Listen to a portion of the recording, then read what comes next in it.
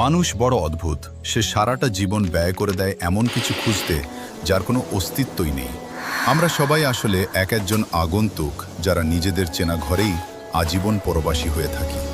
তুমি যাকে সবচেয়ে বেশি ভালোবাসো, দিন শেষে দেখবে সেও তোমার নিঃসঙ্গতাকে ঠিকঠাক চিনতে পারেনি।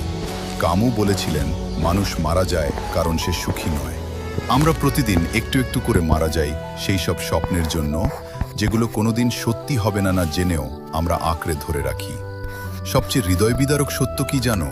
এই বিশাল মহাবিশ্ব আমাদের কান্নায় বিন্দু মাত্র বিচলিত হয় না। তুমি আজ ডুকরে কেঁদে মরলেও কাল সূর্য ঠিকই উঠবে। আমাদের এই বেঁচে থাকাটা আসলে এক অন্তহীন অর্থহীনতা, যেখানে আমরা কেবল একে অপরের হাত ধরে অন্ধকারের দিকে এগিয়ে যাই।